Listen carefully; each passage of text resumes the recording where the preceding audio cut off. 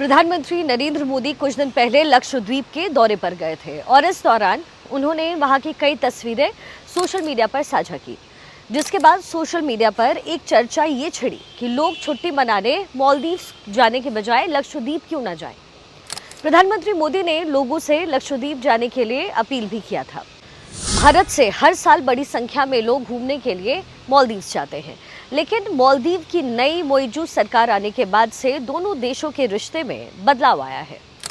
मोइजू ने अपने चुनावी अभियान में इंडिया आउट का नारा भी दिया था और ऐसे में जब मालदीव के बजाय लक्षद्वीप जाने की चर्चाएं तेज हुई तो मालदीव की ओर से भी प्रतिक्रियाएं आनी शुरू हुई। मालदीव सरकार में मंत्री मरियम शुवेना ने प्रधानमंत्री मोदी की तस्वीर पर आपत्तिजनक ट्वीट तक किया।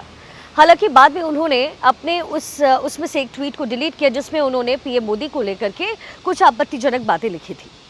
अपने एक ट्वीट में मरियम लिखती हैं, मालदीव को भारतीय सेना की कोई जरूरत नहीं है। अब अपने मंत्री के इस ट्वीट को लेकर के मालदीव सरकार ने बयान जारी कर सफाई भी पेश की है।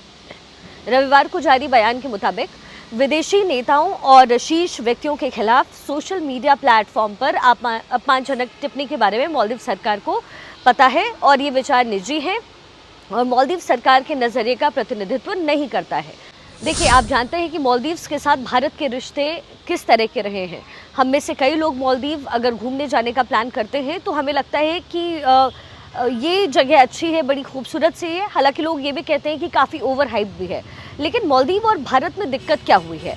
आप जानते हैं कि भारत की जो सेना है वो मालदीव में थी, उसे रखा गया था, लेकिन अब जो नई सरकार बनी है वो चीन की चालाकियों के बीच उसने साफ तौर पर भारत को कहा कि हमें आपकी सेना की मदद नहीं चाहिए। तो सेना मालदीव से हमारी निकल चुकी है, लेकिन जो चीन है वो घात लगाकर बैठा और कहीं ना कहीं एक रणनीति के जरिए ये की गई है। आप जानते हैं कि चीन हमेशा से ही भारत के खिलाफ चालबाजी करता रहा है। ऐसे में ये तमाम रणनीतियां अपना करके भारत के खिलाफ ये उकसावे की राजनीति जो है और कूटनीति जो है वो इस वक्त चीन कर रहा है, उसका साथ मालदीव दे रहा है।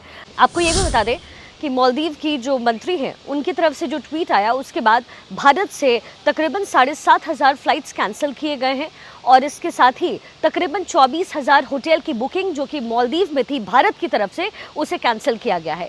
यानी मालदीव सरकार को ये समझ में आ गया, और क्योंकि ये जो बयान उन्होंने दिया है, ये जो माफ़ी मांगी है वो कहीं ना कहीं इसलिए मांगी है क्योंकि मालदीव टूरिज्म के लिए जाना जाता है और भारत से कई लोग मालदीव टूरिज्म के लिए जाते हैं, टूर के लिए जाते हैं।